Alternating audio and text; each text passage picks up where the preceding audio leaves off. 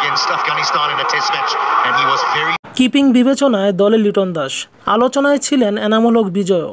লিটনে আস্থা রাখার কারণ জানিয়েছেন প্রধান নির্বাচক। অবশেষে ঘোষণা করা হয়েছে বাংলাদেশের বিশ্বকাপ স্কোয়াড। দলে জায়গা পেয়েছেন 3 জন ওপেনার। তারা হলেন লিটন দাস, তানজিদ হাসান তামিম এবং সৌম্য সরকার। আলোচনাতে থাকলেও শেষ পর্যন্ত দলে জায়গা হয়নি এনামূলক বিজয়ের। লম্বা সময় ধরেই চেনা ফর্মে নেই লিটন দাস। সর্বশেষ জিম্বাবুয়ে সিরিজে লিটন ফর্মে ফিরবেন বলে অনেকে আশা করলেও শেষমেশ সেখানেও ব্যর্থ হয়েছেন তিনি। তবুও বিশ্বকাপের দলে টিকে গেছেন লিটন। তাকে দলে রাখার কারণ হিসেবে উইকেট কিপিংয়ের কথা উল্লেখ করেছেন প্রধান নির্বাচক গাজী আশরাফ হোসেন লিপু।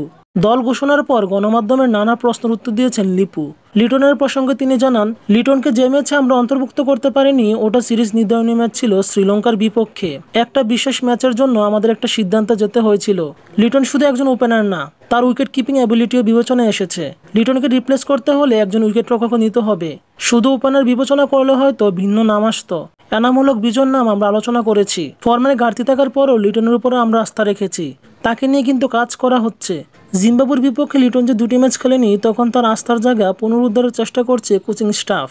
তবে বল সিলেকশন, শট সিলেকশনে লক্ষ্য করছি আগের চেয়ে এখন তার উন্নতি হচ্ছে। আগামী 1 জুন ওয়েস্ট ইন্ডিজ এবং যুক্তরাষ্ট্রের মাটিতে বসবে টি-20 বিশ্বকাপের আসর। এর আগে যুক্তরাষ্ট্রের বিপক্ষে 3 ম্যাচের টি-20 সিরিজ খেলবে বাংলাদেশ।